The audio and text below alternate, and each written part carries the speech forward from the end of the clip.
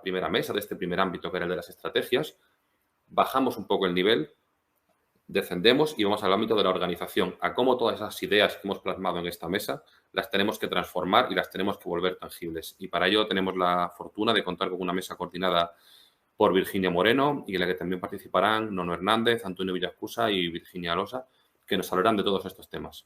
Adelante, Virginia. Me enlazo con lo que decía Fernando Monar, que me encantaría poder estar con todos y poder daros un abrazo. Estoy aprendiendo muchísimo, como siempre, por escucharos la mesa anterior. Tengo un gran respeto por todos los compañeros que participaban. Y bueno, lo único que espero es que estemos en esta mesa al mismo nivel. Y hablando de nivel, vamos a intentar trabajar sobre el nivel de gestión de la innovación en las administraciones, públicas. Yo creo que es una mesa interesante por varios motivos, por el tema a tratar y por los roles, que también se ha hablado en la mesa anterior, de las personas que vamos a participar en ella. Paso a presentaros la mesa. Va a participar Virginia Alosa, que es vicesecretaria en la Diputación de Palencia, doctora en Derecho, máster por la Universidad Internacional Méndez Pelayo en Liderazgo y Dirección Pública y además diplomada por el INAP en Dirección Superior de Recursos Humanos y es la codirectora del Observatorio de Personal de Cosital Network.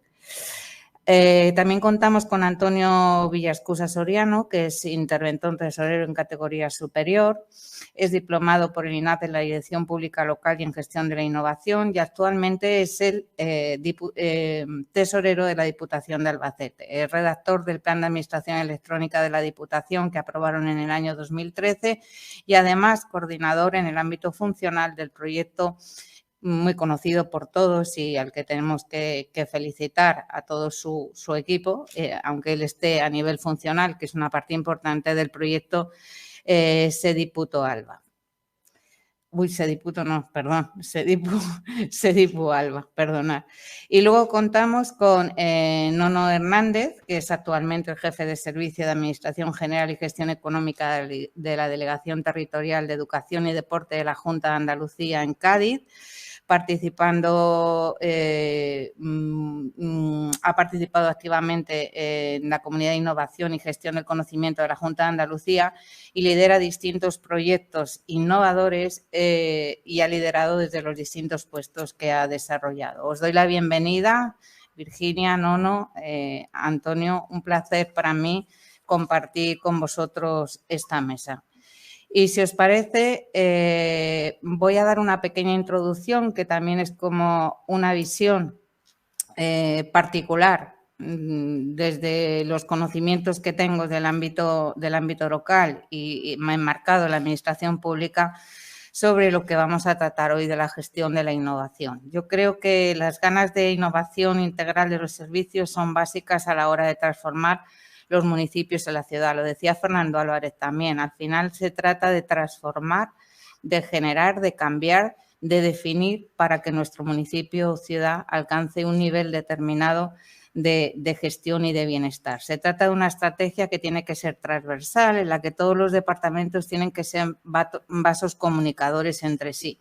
Y hay que destacar, desde luego, la figura del personal municipal, para lo que la innovación no es una opción, sino que es una obligación. Empieza a ser una obligación. Necesitamos, desde luego, ayuntamientos con vocación de transformación en los que se combina el liderazgo político, también lo mencionaban antes, con el liderazgo técnico, el funcionarial, imprescindibles para que podamos llevar a cabo toda esta gestión de la innovación en nuestras administraciones. Además, me gustaría puntualizar que todos sabemos que hemos pasado por un proceso complicado, que no ha sido tarea fácil estar a la altura de la pandemia, ni desde la administración pública, ni desde luego de la administración del ámbito privado y que tenemos que trabajar en forma colaborativa. Si algo hemos aprendido con esta pandemia, aparte de más cosas, es que tenemos que innovar deprisa. Tenemos que innovar sin dilatar plazos y lo que antes muchas veces quedaba sobre el papel, que preparábamos y quedaba sobre el papel es ahora un elemento que es indispensable en nuestro día a día para poder responder al enorme reto que supone recuperar los niveles de pro-COVID y con un país que apuesta por la transformación digital, la cohesión social y territorial como ejes transversales de este cambio en innovación. A día de hoy no se puede elegir entre innovar o no innovar, desde mi punto de vista. Las administraciones estamos obligadas a hacer lo mejor posible nuestro trabajo y tenemos que poner en marcha y saber gestionar un sistema de innovación abierta que nos permita compartir conocimientos entre municipios y ciudades y de forma que la implementación de los procesos sea común y sea operativa. Se trata de un proceso de aprendizaje de todos los ayuntamientos, diputaciones, administraciones públicas en general, podemos decir, y somos sin duda los encargados de liderar este proceso.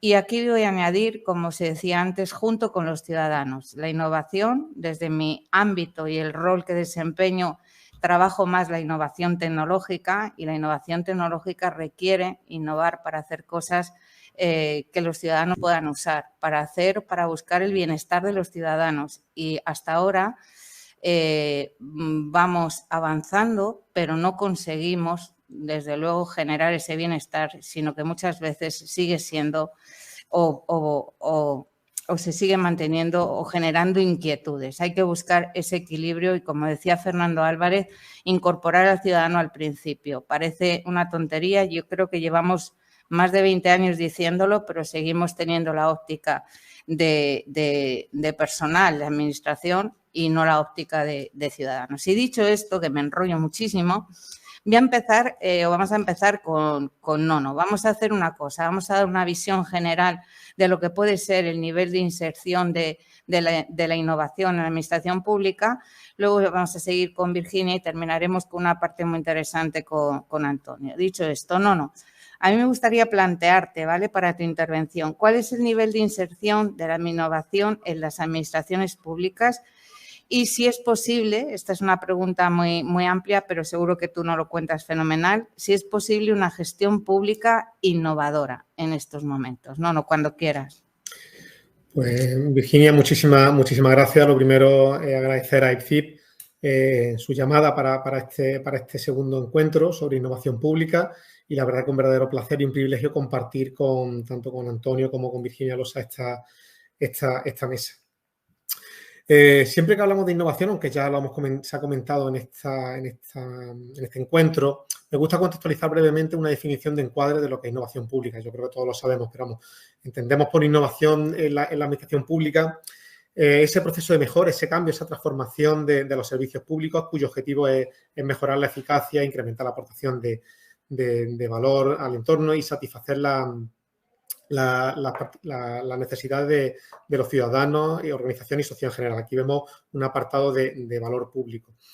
Y una vez centrado en las preguntas que me plantea Virginia sobre si es posible una gestión pública innovadora, y de hecho acabas de comentar tú sobre el tema, actualmente no estamos en condiciones de permitirnos el lujo de establecer, de si es posible o si no es posible tener una gestión pública innovadora. Estamos en un momento límite, considero, con unas condiciones socioeconómicas actuales que hacen que sea imprescindible, repito, imprescindible, dar un lugar prioritario a la innovación pública como eje vertebral de las políticas públicas en las administraciones.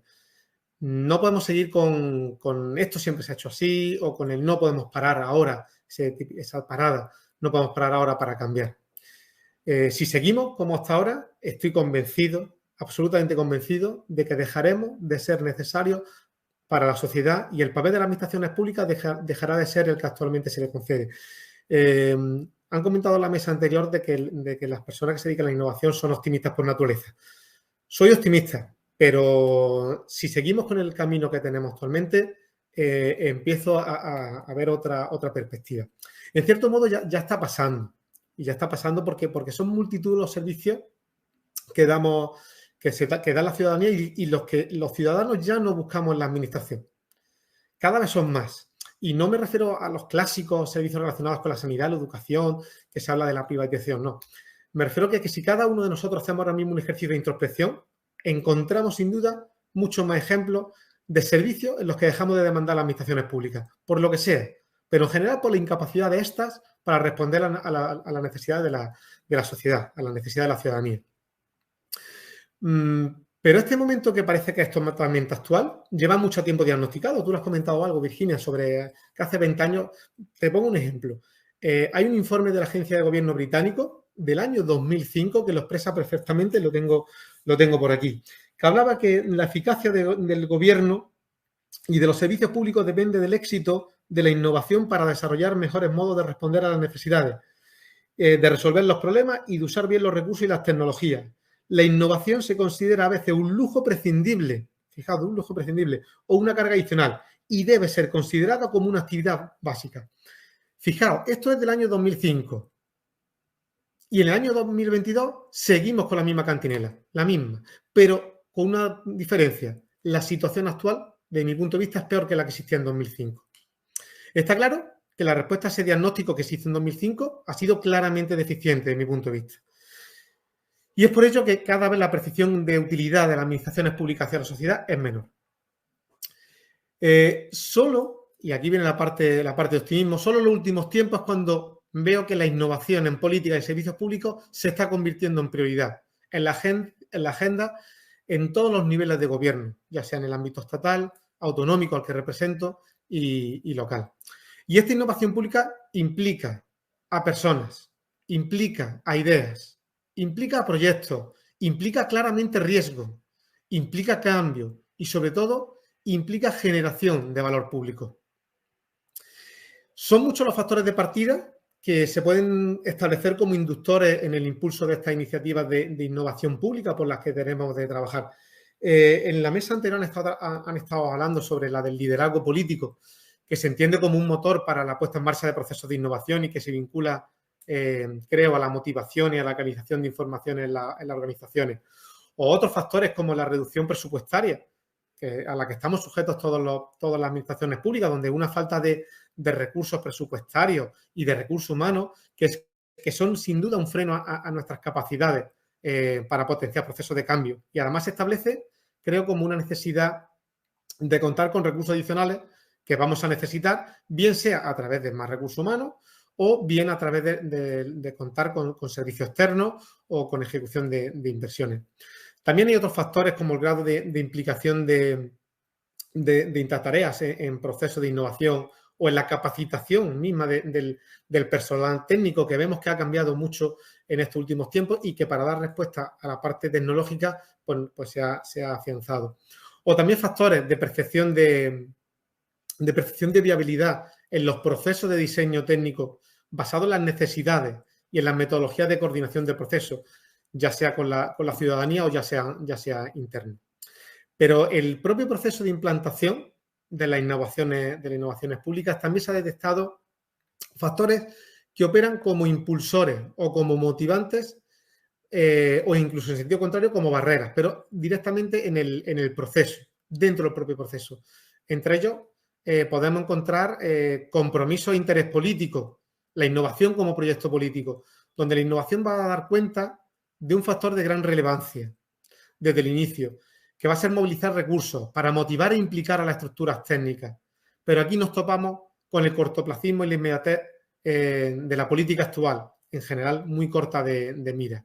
También hay otros factores de proceso, como son la percepción de falta de incentivos para la innovación, que inciden en la motivación, claramente. A la existencia de una falta de incentivos para la innovación en una administración va a incidir en la motivación y en el riesgo que una administración quiera asumir para la innovación. Hay otros factores también relacionados, como son el grado de conocimiento sobre la iniciativa de innovación y sobre su identificación como experiencia innovadora. Fijaos, aquí quiero incidir en que no siempre se visualizan como resultado de la innovación los cambios generados. Las administraciones muchas veces generan cambios, pero no siempre se asumen que eso es proceso de la innovación, cuando sí ha sido así. O cuando nuevas herramientas implementadas minimizan los retornos a la organización en términos de motivación hacia los nuevos procesos. También hay otra dimensión sobre factores de proceso que están relacionados con la interacción de los agentes. Resumiendo, en contraposición a lo que sucede con la esfera privada, donde la innovación se pone por bandera, La innovación en la administración pública no se ha planteado tradicionalmente como un condicionante para la transformación y la mejora de la administración pública. Pero sí se está empezando a consolidar un relato teórico que se ve reflejado en esta charla. Relato en el que históricamente el sector público se ve como motor de mejora en la eficacia y la eficiencia de los servicios públicos. Sobre la primera pregunta que me planteaba, Virginia, la respuesta que se puede ofrecer sobre el grado de implementación es muy, muy heterogénea. Y hay sectores, hay administraciones donde la inclusión de la innovación pública es aceptable, ciertamente aceptable, y otros donde se echa claramente en falta.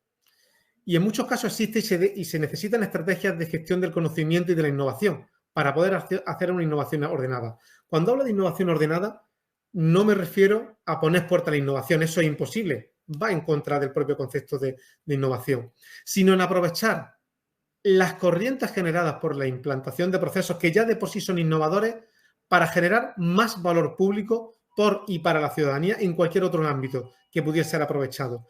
Para ello, precisamente este tipo de encuentros en los que nos encontramos hoy día y otros tipos de certámenes, como puede ser, por ejemplo, los premios, con los que ahora mismo hay algunos en convocatoria, como puede ser NovaOp, son ejemplos necesarios para poder dar visibilidad y dar un ejemplo de situaciones donde la innovación pública da respuesta óptima a la ciudadanía. Y con esto más o menos he intentado responder a tu pregunta, Virginia. Muy bien, quiero plantearte una cosa. Has sido muy contundente en decir que es una obligación. Yo también lo he dicho en la introducción y que ya no, pero tenemos que ser realistas. Yo creo que hay administraciones innovadoras y todavía hay administraciones no innovadoras. Entonces, a mí me gustaría preguntarte, ¿qué diferencia hay? ¿Por qué crees que unas sí lo son y otras no? Yo te planteo, desde mi punto de vista, creo que la diferencia está en las personas, pero no lo sé, posiblemente ahora haya más elementos. ¿Qué piensas tú, Nono? Pues mira, creo, Virginia, que la respuesta a tu pregunta debe de tener dos vértices. Por un lado, en el cómo. Y ahí estoy de acuerdo en que la diferencia principal está en las personas. Los procesos innovadores en la tecnología son necesarios, pero sin duda el valor añadido que se obtiene cuando la innovación entra en la cultura organizacional de cualquier administración. Totalmente de acuerdo. Pero también tenemos otro vértice y que no se nos puede olvidar, que es el vértice del valor público, del qué, del para qué. Como empleados públicos estamos aquí para dar servicio a la ciudadanía y soy un defensor de que para aprovechar de manera más eficiente y eficaz los recursos de los que disponemos debemos de poner a la innovación pública en el centro y hacer participar sin duda a la ciudadanía, que son a los que nos debemos. Entonces veo esos dos vértices en los que pueden dar diferencia a esta respuesta. Y además, aquí se me ocurre una metáfora de que para ver la diferencia de una administración pública o no. Xavier Macer hablaba en su libro sobre que la innovación está en la mirada, una frase que a mí siempre se me quedó. Y la verdad que haciendo una metáfora en las administraciones, yo creo que estoy seguro de que el ciudadano percibe claramente cuando una administración te mira de forma innovadora. Y estoy seguro que lo agradece. Bueno, yo creo que también. Lo que pasa es que hay más elementos que te miran que no solo son el ciudadano y a veces perturban esa visión. Pero bueno, muchas gracias. Me ha parecido ponernos en un contexto totalmente propicio para que ahora pasemos con Virginia, de Virginia a Virginia. Virginia, bienvenida. Gracias. Virginia, después de lo que hemos hablado, el contexto que nos ha marcado Nono, a mí me gustaría plantearte para tu intervención. ¿La innovación pública está fomentando el nivel de conocimiento e inteligencia colectiva, hablando de personas y hablando de organizaciones? Y, por otro lado, ¿puede la innovación favorecer esa transformación cultural y digital en la que estamos inmersos? Cuando quieras, Virginia. Muchas gracias. Bueno, en primer lugar, como ha hecho mi predecesor Nono, que le felicito por su ponencia, no puedo estar más de acuerdo en todo lo que ha dicho. Muchísimas gracias a LICI por la invitación y por volver a generar estos foros de encuentro y de intercambio de experiencias. Con relación a la primera pregunta, ¿la innovación está fomentando el nivel de conocimiento? En primer lugar, la innovación pública yo creo que tiene como mayor base o pilar en el que se tiene que apoyar firmemente es ese intercambio y evolución del conocimiento. Y para ello, ya se ha dicho en la jornada, pero para ello necesitamos transformar o repensar nuestras estructuras organizacionales. Necesitamos procurar ecosistemas o contextos donde se dé paso a que se favorezca esa transformación y, por lo tanto, la innovación es elemento clave para ese incremento de conocimiento. Esto me lleva a la siguiente parte. Ese incremento de conocimiento, del nivel de conocimiento, ¿cómo se puede hacer, ¿no? A través de la innovación. Bueno, pues como ha dicho Nono, que además yo creo que no ha podido hacer un marco, un pórtico mejor para esta mesa, las organizaciones, porque yo ahora ya hablo ya de la parte organizacional y dentro de la parte de la organización, las personas, tenemos que cambiar ya muchos enfoques. Para ese incremento del nivel de conocimiento necesitamos cambiar el enfoque, por ejemplo, de los líderes, hablo ya a nivel técnico, unipersonales, tienen que cambiarse por los líderes que crean líderes. En segundo lugar, hay que apostar por un fuerte autoempoderamiento de las personas y de las estructuras organizacionales, ¿no? Hay que empoderar a los equipos y cuando hablo de equipos de trabajo, no de grupos de trabajo, porque hay una importantísima diferencia entre trabajar con equipos multidisciplinares o transversales, donde las jerarquías son más horizontales, donde la flexibilidad es mayor, donde la participación es al 100% en equidad y en igualdad y donde no hay rigidez y los objetivos son comunes. Luego, efectivamente, tenemos que buscar que los puestos de mando no tienen ya que motivar, sino favorecer que haya esos ecosistemas motivantes, todo dirigido a ese incremento del nivel de conocimiento. Romper las resistencias del cambio con esa participación de cualquier persona, cualquier agente de nuestra estructura organizacional, porque tenemos que buscar esos líderes de opinión, esos, utilizando un anglicismo, los early adopters, porque en la estructura de cualquier entidad, en mi caso la entidad local, pero da igual, va a haber líderes e impulsores de conocimiento que a lo mejor no han tenido la oportunidad de poder participar y tenemos que buscarlos y ponerlos dentro de esos cambios. Y luego la jerarquía tiene que ser fundamentalmente de propósitos y no ya de personas y apostar por estructuras redárquicas que en esos equipos multidisciplinares afloran conocimientos y se intercambian los conocimientos. Es verdad que foros como este o actos como estos hacen que obtengamos ideas y aprendamos cosas, intercambiamos conocimientos, pero luego lo tenemos que llevar e implementar a nuestras organizaciones. Y para ello, pues, realizar actuaciones que favorezcan ese incremento de conocimiento. Nosotros, por ejemplo, pues estamos muy contentos con una herramienta que implementamos hace un año y pico, que es la plataforma de gestión electrónica de conocimiento. Y, bueno, pues será una idea innovadora, no innovadora. Yo creo que sí que es un poquito innovadora porque al final está hecha desde dentro, desde las personas, para las personas que trabajamos y, sobre todo, que tenemos que luego orientar ese conocimiento hacia las necesidades ciudadanas. Y de aquí encajo con la siguiente parte de la pregunta.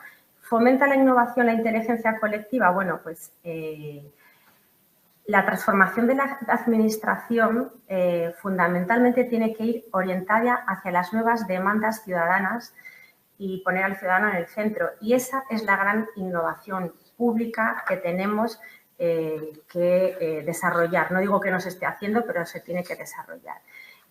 Una de las palancas que más pueden hacer por la innovación pública, al revés, es esa inteligencia colectiva. Nos enfrentamos a retos enormes, como ha dicho Nono, el contexto es más complejo que nunca y pretender resolverlos al final por pocos expertos o personas motivadas o positivas en estos cambios, pues puede ser hasta una temeridad. El enfoque alternativo es abrir una reflexión y buscar la acción hacia lo colectivo. Esa inteligencia colectiva bien hecha va a aportar mayor empatía, mayor diversidad, mayor compromiso y va a dotar de legitimidad a la gestión pública. Por lo tanto, la innovación puede hacer por la inteligencia colectiva, pero es que la inteligencia colectiva puede hacer mucho por la innovación. Y para eso hay que aprender a ceder el control, a creer en la delegación, a perder el miedo a la desconfianza de no tener el control absoluto en la gestión tanto de los procesos como de determinadas acciones. Esto tiene mucho que ver también con la gestión propia de los recursos humanos y una adecuada gestión del cambio. Y luego, esa inteligencia colectiva tiene que convivir con la tecnológica, ¿no? Porque, bueno, pues estamos en los últimos años hablando mucho y oyendo hablar mucho de otro tipo de inteligencia, que es la inteligencia artificial, pero hay que tener cuidado y no delegar únicamente en la tecnología lo que tenemos que hacer las personas.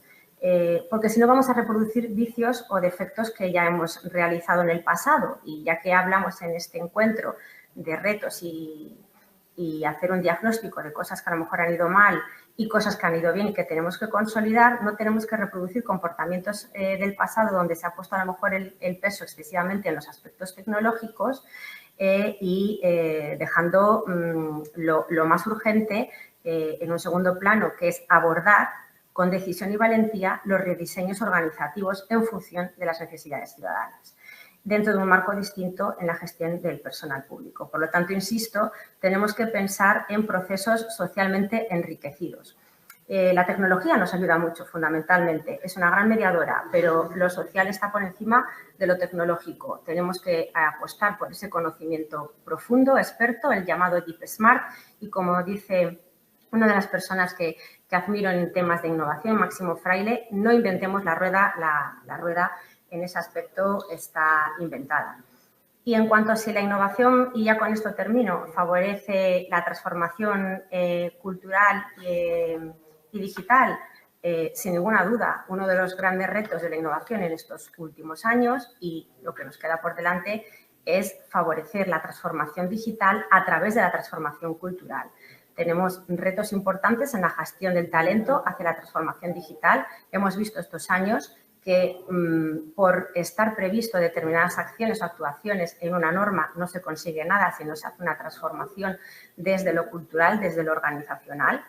Necesitamos reconvertir nuestras estructuras administrativas, ya que lo digital está impactando e impactará fundamentalmente en dos ítems: en la evolución del tamaño de nuestras administraciones públicas, para lo que necesitamos reforzar la capacitación digital de todas las personas, de todas las categorías dentro de las administraciones públicas, pero la digitalización también está impactando, impactará en la estructura del empleo público.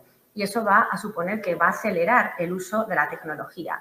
Y lo ha dicho Nono, tenemos que evitar que se produzca el llamado efecto de desintermediación de los servicios públicos, que las administraciones públicas nos dejen de venir a buscar, no nos tengan ahí como un servicio prioritario, porque no nos hemos sabido adaptar o no hemos sido innovadores. Como digo yo, si no somos proactivos, por lo menos seamos activos, teniendo al ciudadano, al usuario, en el centro del rediseño y del replanteamiento de nuestras estrategias de procesos, de nuestras estrategias de diseño a efectos de puestos de trabajo y demás. La transformación digital exitosa requiere de un liderazgo fuerte y de un cambio cultural y de comportamiento. Y para eso se necesita combinar el liderazgo emocional con el liderazgo de la conectividad, que hoy en día, y derivado de la COVID, tan fuerte se ha hecho en nuestras organizaciones. Y creo que con esto termino mi tiempo y doy contestación al planteamiento inicial, Virginia. Sí, totalmente, Virginia, muchísimas gracias. Yo creo que has dejado conceptos muy claros, que a lo mejor iba a volver a insistir en ellos, pero que todo lo relacionado con transformación cultural, transformación tecnológica, la diferencia entre inteligencia colectiva y la inteligencia artificial, creo que es importante lo que has señalado. Yo no sé si es más fácil la innovación cultural o la innovación tecnológica en estos momentos, pero sí tengo claro que por tu intervención ha quedado, se ha plasmado que la tecnología no deja de ser un medio para poder llevar a cabo todo este cambio, pero creo que culturalmente y a nivel de instituciones, a nivel organizativo, no todos lo tenemos tan claro. Bueno, luego si hay más tiempo, a lo mejor podemos profundizar más en esto, Virginia. Voy a dar paso a Antonio Villascusa. Antonio, bienvenido. Muchas gracias, Virginia. Lo decía al principio, yo creo que la riqueza de esta mesa está también en compaginar y en compartir y estar de acuerdo, en eso forma parte toda esta transformación cultural, distintos roles dentro de las instituciones. Esto es importante, la parte tecnológica, la parte económica, la parte de fiscalización, la parte de conocimiento. Yo creo que es importante. Antonio, después de las intervenciones de Nono y de Virginia, a mí me gustaría plantearte realmente o que nos dieras una visión desde tu punto de vista de hasta cuánto se optimizan los recursos digitales en todo este proceso y cómo debemos, después de lo que hemos dicho, sacarle partido a esa innovación tecnológica tan requerida y que a veces, lamentablemente, se antepone a la transformación cultural, que yo creo que tiene que ser al revés. Pues, Antonio, cuando quieras te escuchamos. Bueno, Virginia, dar las gracias al ICIP y también saludar a los compañeros, tanto a Virginia como a Nono, pues por su exposición, ¿no? Realmente el tema es especialmente complejo. Yo estaba leyendo, además tengo aquí una cita de una definición de innovación. Dice que la innovación se vincula a la resolución de los denominados problemas perversos. Es decir, realmente, ¿qué es innovar? Pues innovar es buscar soluciones a problemas que son difíciles y son complejos. Y realmente pues no hay nada más complejo casi que la propia transformación que se está produciendo en la sociedad en los últimos años de una manera acelerada, ¿no? Desde muchas perspectivas, ¿no? La tecnología, sobre todo el tema de la proliferación del universo Internet, ha cambiado de una manera radical la forma de relacionarnos las personas en todos los ámbitos, en los ámbitos culturales, en los ámbitos personales, en los ámbitos económicos, en los ámbitos laborales, en el ámbito también de la prestación de servicios a los ciudadanos, ¿no? Esa transformación se ha producido sin darnos cuenta, es decir, es una transformación de la propia sociedad. Ya en el año 2001 decía Manuel Castel que Internet es la sociedad. O sea, Internet es la sociedad. Las relaciones que estamos manteniendo familiares, como comentaba antes, laborales, económicas, están vinculadas a una manera de relación diferente. O sea, la tecnología no es que sea un elemento más, casi es un elemento que nos ha obligado a una transformación. Y bueno, ante esa transformación, ¿qué podemos hacer o qué actitud es la que tenemos que hacer? Yo creo que siempre la visión del innovador es la de aquella persona que ante un problema ve una oportunidad. Y esa transformación, esa situación de transformación social intensa, hay que intentar verla como una oportunidad, como han hecho las empresas que se han adaptado a esa transformación. El comercio entre las personas, las relaciones humanas, las relaciones culturales se han modificado por la adaptación a ese entorno. Yo entiendo que también ahí es donde las administraciones tenemos que plantear esa adaptación. Y esa adaptación hecha siempre pensando en la prestación de servicios a la ciudadanía. Yo me planteo muchas veces, es verdad, el tema de la participación, de contar con el ciudadano, pero la reflexión que yo me gusta hacer es que yo soy también un ciudadano y soy un usuario de servicios públicos. Todos los que somos servidores públicos y estamos diseñando procesos o organizando procesos de prestación de servicios, a su misma vez somos receptores y usuarios de esos mismos procesos o de unos procesos similares en otras administraciones.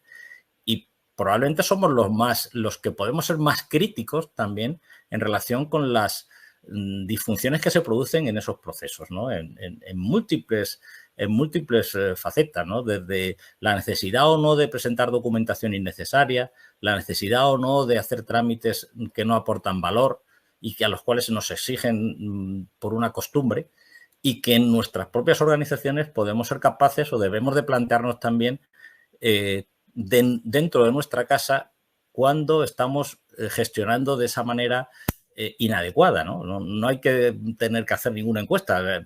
La vemos diariamente en nuestras relaciones con otras administraciones o con nuestra propia administración. Y efectivamente, en ese proceso de transformación imprescindible, en esa ola de transformación, pues es donde nos tenemos que encontrar, ¿no? Evidentemente, como han comentado tanto Virginia como Nono, hay un aspecto esencial que son las personas, ¿no? Nosotros contamos con, yo creo que en la administración pública, pues como en todas las organizaciones, hay personas valiosas, personas muy formadas, personas con distintos talentos, y que es necesario muchas veces identificar aquellas personas que están en esa disposición de apostar por la transformación.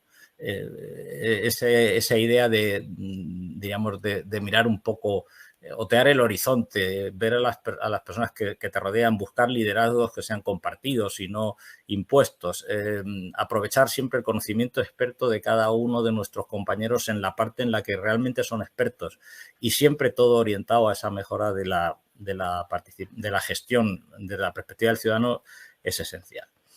Y luego, por otra parte, yo creo que hay que tener en cuenta también que la propia, es eso que comentamos de la transformación derivada del mundo Internet, ¿no? Nos da unas oportunidades importantísimas, ¿no? En el sentido también de crear valor público y de compartir ese valor público. Lo que estamos haciendo ahora mismo, ¿no? Pues eso estamos haciendo utilizando una herramienta para compartir ideas. Nuestro proyecto, los proyectos que nosotros planteamos aquí son proyectos para compartir conocimiento y para compartir soluciones.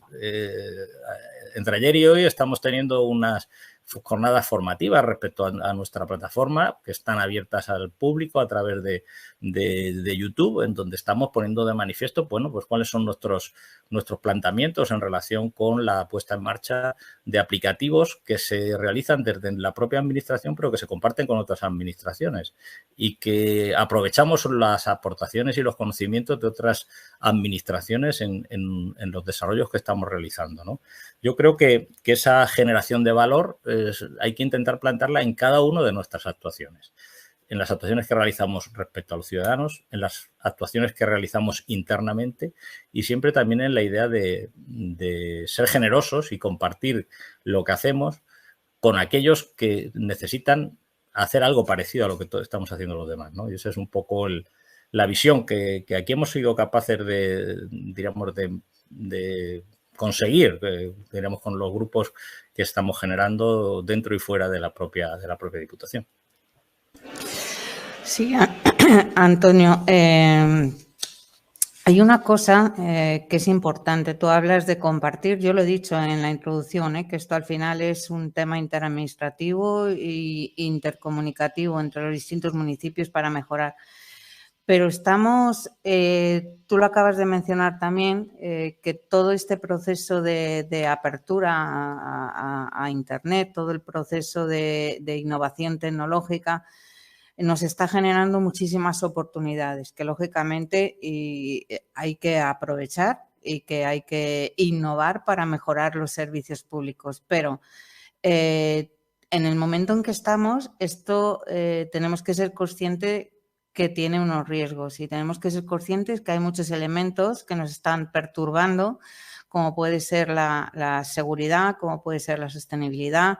A la hora de tener en cuenta la seguridad, hay otro que es la interoperabilidad, que complica más esa recuperación en el caso de poder tener algún tipo de incidente. ¿Tú crees que todos realmente somos conscientes de los riesgos que tiene el innovar tecnológicamente en estos momentos? Y en el caso de cambiar la forma de trabajar o la forma de innovar, ¿lo entienden todos? Evidentemente, innovar por su propia definición es asumir riesgos. Difícilmente se puede innovar algo si no se asume un riesgo, ¿no? Dédalo Ícaro, el mito de Dédalo Ícaro, bueno, pues si se quiere volar tienes que arriesgarte, ¿no? Evidentemente yo entiendo que soy consciente de que la innovación en este entorno, diríamos, de relación la relación virtual, ¿no? de una relación desmaterializada en los intercambios de información y de procesos y, si me apuras, hasta de productos, requieren de un marco evidentemente de la seguridad.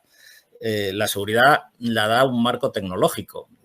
Ciertamente, quizá lo que se echa en falta es que ese marco tecnológico no sea un marco más controlado desde lo público, que esa relación que se produce, digamos, en el mundo virtual no esté bajo un paraguas más seguro. Pero no obstante, eso es cierto que la propia normativa y la propia disposiciones en relación con, en el caso concreto, con el Esquema Nacional de Seguridad, pues nos permite, bueno, adoptar también medidas de precaución. Yo entiendo que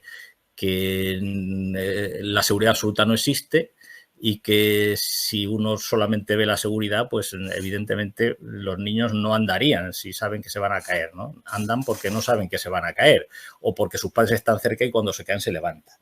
La interoperabilidad, el paradigma de la innovación en este caso, es decir, de la innovación sobre todo en procesos que lo que trabajan es con información. Entonces, evidentemente la interoperabilidad en un entorno seguro, la interoperabilidad cuando sea necesaria y en los términos en que sea necesaria, pero no puede obviarse la interoperabilidad porque es el paradigma de la relación. Es que la información está accesible y hay que utilizarla.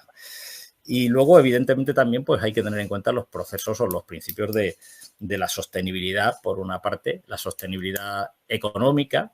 Es decir, no inventar la rueda dos veces. Si tenemos una rueda, pues intentar compartir esa rueda con aquellos que necesitan la rueda y no crear 27 ruedas distintas o 17 ruedas distintas en cada una de nuestras administraciones.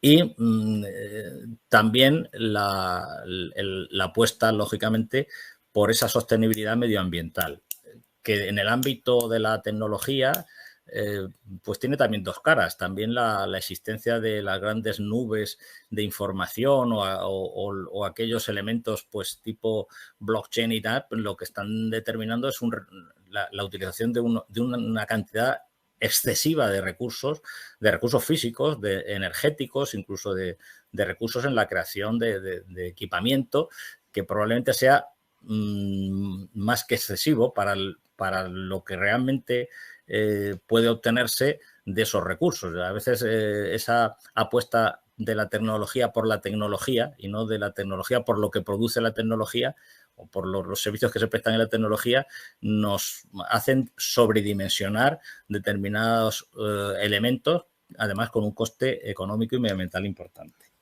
Y esencialmente también, bueno, pues todo lo que hace referencia a la accesibilidad me parece un tema básico también si lo que queremos es hacer procesos o productos que sirvan de verdad, ¿no? Sí. Bueno, pues sí, gracias, Antonio. Yo creo que sí, que ha quedado claro y que has contemplado todo. Yo no sé si, como vamos justos de tiempo, Álvaro, no sé si hay preguntas en el chat, alguna que parezca o que pueda ser referente y que podamos tener en cuenta para contestar por cualquiera de los compañeros de la mesa.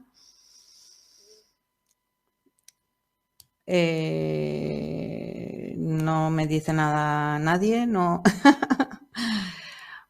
Bueno, pues no lo sé, mirar, estamos prácticamente, yo creo que tenemos que terminar. Yo, si hay alguna pregunta, invito a que, como estamos comunicados, que nos la reportéis y si podemos contestarla cualquiera de nosotros, Nono, Antonio, Virginia, yo misma, nos la pasáis a través del chat de ITCIP y entiendo que podremos resolverla. Yo creo que, como conclusión a la mesa, desde luego podemos decir que estamos inmersos en un proceso de transformación integral que conlleva lo cultural y lo digital, que necesitamos transformar y repensar las estructuras organizativas de nuestras instituciones. Tenemos que procurar un ecosistema y un contexto que favorezca la transformación y, por tanto, la innovación pública. Y esto se consigue pues tomando como base la inteligencia colectiva y combinada con la inteligencia artificial, y en donde en el centro, como hemos dicho y hemos coincidido todos, están las personas. Estamos en un momento que tenemos que aprender, que tenemos que innovar conviviendo con elementos adversos, como hablábamos en la última intervención con Antonio. Las cosas se complican después de un periodo complejo a nivel social y a nivel general y mundial. Se complican los elementos, pero tenemos que saber innovar compaginándolo con ello. Para ello hay que invitar a que todos lo entendamos. Nos han hablado los compañeros de que necesitamos personas motivadas, y hay que buscar, desde mi punto de vista y según todo lo que nos han comentado ellos, la satisfacción en el valor de lo público. Yo creo que efectivamente tenemos que incorporar al ciudadano. Lo decíamos al principio y no nos lo ha apuntado y lo ha certificado, a lo que yo decía, que llevamos mucho tiempo haciéndolo, poniendo al ciudadano en el centro, pero de verdad, por todo lo que la involucración que tenemos con la administración local y de cara al análisis de los servicios públicos y sobre todo los de la primera línea de contacto con el ciudadano, tenemos que seguir innovando para incorporarlos y para conseguir que nos entiendan. Creo que el principal problema no está en la tecnología, que pueden ser barreras para determinados niveles de edad o teniendo en cuenta otros factores socioculturales, pero ahora mismo yo creo que está generalizado y el problema es que seguimos hablando nuestro idioma y que los ciudadanos no nos entienden. Bueno, yo creo que con esto podemos terminar, no sin antes, desde luego, dar las gracias a mis 3 compañeros por haber participado, a Virginia, a Nono y a Antonio. Mil gracias. Me gustaría mucho haber coincidido personalmente con vosotros, pero bueno, me vais a permitir que termine diciendo que podemos vernos todos en la próxima convocatoria, y lo digo porque es aquí en Leganés, en el CENADE, que ya todos conocéis. Es la 3ª edición del CENADE, que trabajamos sobre documento electrónico y archivo electrónico, teniendo en cuenta todo el proceso del dato, y que contemplamos interoperabilidad, seguridad, el dato, inteligencia artificial, y será el 14 y el 15 de junio en Leganés, y os invito a todos los que nos escucháis, a los compañeros, a que forméis parte y participéis para poder seguir innovando en todo lo que es lo público. Y nada más, cerramos aquí. Muchas gracias a todos. Gracias, Álvaro. Y espero haber concluido, son las 2, creo que hemos cumplido con el tiempo y con las expectativas. Mil gracias. Mil gracias a ti, Virginia, y a todos los componentes de la mesa. Habéis cumplido de sobra con el tiempo y os lo agradezco. El chat, básicamente, lo que ha hecho ha sido daros la razón, porque creo que el nivel de la ponencia y de la mesa ha sido tan alto que poco más podíamos hacer el resto que asentir a lo que estabais diciendo. Había gente como, por ejemplo, Amalia, que hablaba de que siempre hay transformación, pero que quizá el problema sea la celeridad a la que se produce. Cuando he leído ese mensaje me acordaba de un libro que publicó Antonio Muñoz Molina hace unos 10 años, que era Todo lo que era sólido. Y era como todo lo que creíamos que era sólido antes de la crisis del 2008, ahora con los ritmos de la sociedad se nos va diluyendo entre las manos, y el ritmo de cambio es tan alto que incluso en la empresa privada, que tiene muchas cosas negativas, pero que una de las cosas positivas que tiene es la agilidad, incluso el sector privado está teniendo problemas para dar respuesta al ritmo de cambio de las necesidades de los ciudadanos, de los consumidores y de las propias organizaciones. Y quizás el problema es que ya no solamente necesitamos cambiar o transformar, sino que necesitamos hacerlo a un ritmo que es prácticamente imposible con los recursos y con las capacidades que tenemos en la actualidad. Y en ese sentido es fundamental también el mensaje que habéis dado de que toda transformación digital, que muchas veces ha sido el motor o uno de los motores de cambio de la innovación, se venga acompañada de una transformación cultural.